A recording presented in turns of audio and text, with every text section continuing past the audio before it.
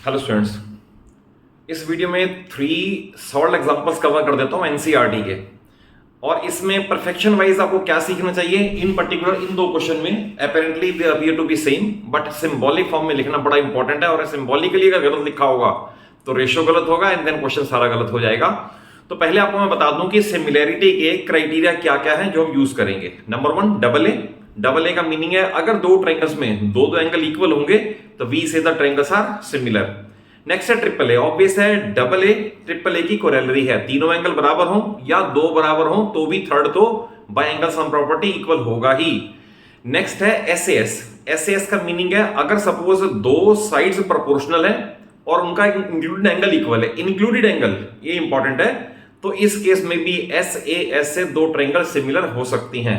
Next है triple S means अगर दो ट्रायंगल्स में साइड्स का रेशियो सेम आ जाए, even then we say that the triangles are similar and hence equiangular. Remember, equiangular are similar and similar are proportional. तो that is दोनों में से कहीं भी एंगल से साइड पे शिफ्ट कर सकते हैं, शिफ्ट से एंगल पे से शिफ्ट कर सकते हैं। तो दोनों के तरह के केस एनसीईआरटी क्वेश्चन में और एक्स्ट्रा में अप्लाई होंगे। देखिए क्वेश्चन नंबर एग्जांपल नंबर 4 में इसमें ये फिगर गिवन है और ये पैरेलल गिवन है और इसकी सिमिलैरिटी प्रूव करनी है। तो इसका प्रूफ बड़ा सिंपल है। अगर सपोज मैं ये कहूं कि PQ parallel RS and it is a transversal, तो अगर ये ट्रांसवर्सल है तो इसके एक लेफ्ट का और एक राइट का angle they are called alternate angle. Then I will write angle P is equal to angle S और सामने रीजन आ जाएगा ऑल्टरनेट एंगल्स। एंड देन अगर देखें तो ये और ये let us say angle 1 and 2 they are vertically opposite angles. तो therefore by double A, obvious है इन दो ट्रायंगल में दो एंगल इक्वल फाइंड कर लिए, by double A we can say triangle POQ is similar to triangle SOR। अब देखिए इसमें ROS क्यों नहीं लिखा, ये इंपॉर्टेंट है बात कि POQ को SOR के क्यों लिखा है। तो इसमें आपको मैंने बताया सिंबॉलिकली जो एंगल P पे बना हुआ है वो S के इक्वल होना चाहिए और हमने ये लिखा है angle P is equal to S। जो एंगल Q पे बना है वो R के इक्वल होना चाहिए, इसलिए सिंबॉलिकली ठीक लिखना बहुत इंपॉर्टेंट है।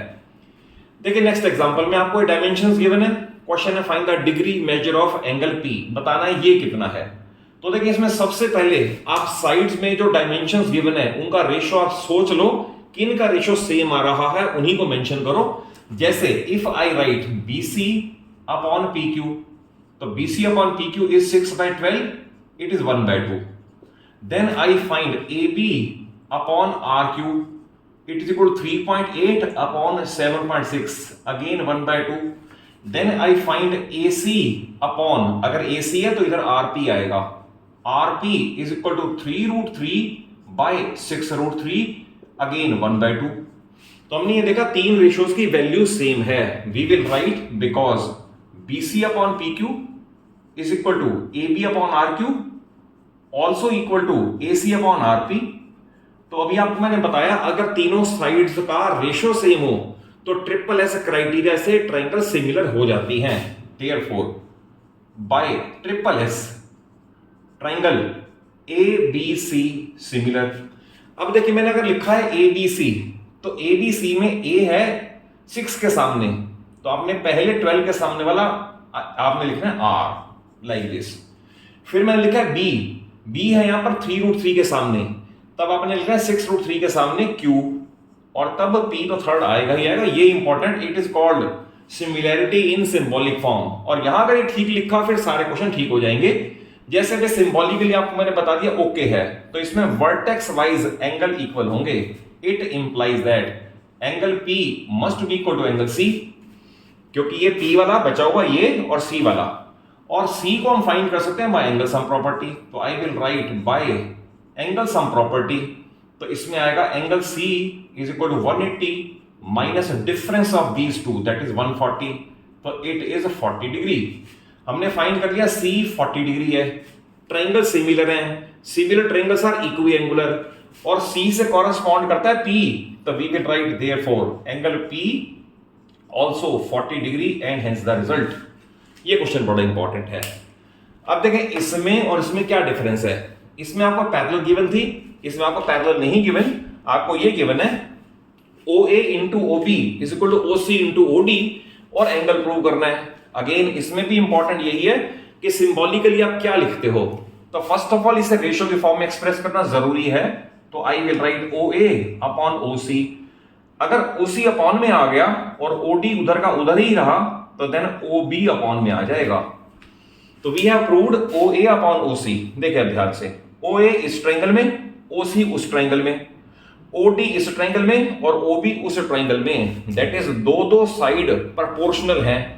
और अगर इसे ध्यान से देखें तो we can say angle 1 is equal to angle 2 and angle 1 is equal to angle 2, they are vertically opposite angles.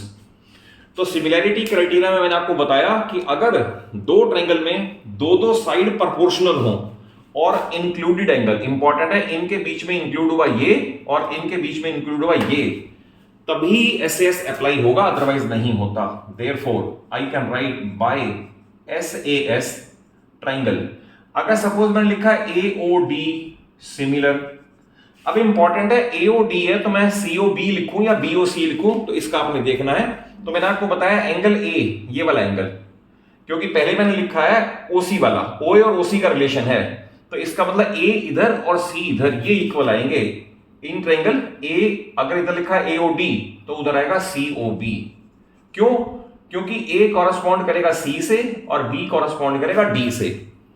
तो इससे कंक्लूड ये किया, therefore angle A is equal to angle C and angle B is equal to angle D। और यही ही prove करना था कि दो एंगल इक्वल हैं, बट सिमिलैरिटी प्रूव करने का मेथड देख लो, ऑल्टरनेट एंगल इक्वल नहीं है, सिमिलैरिटी के बाद प्रोपोर्शनल लिखने का मेथड देख लो, और लास्ट में देख लो सिंबॉलिकली कैसे लिखते हैं, क्योंकि सिंबॉलिकली लिखने के बाद ही इसका रिजल्ट ठीक आ पाएगा, अदरवाइज मुश्किल है। और अगर कॉन्सेप्चुअली समझ आया हो, वीडियो अच्छी लगे तो जरूर इसे एक अच्छा सा लाइक दे दो, अपने सभी फ्रेंड्स को शेयर कर लो और चैनल सलूजा क्लासेस को जरूर सब्सक्राइब कर लो। आपको पूरी 9th और पूरी 10th first of all NCERT and then a lot of extra questions with concept based knowledge मैं आपको अपने चैनल पे क्लियर करता रहूंगा। Thank you for watching the video.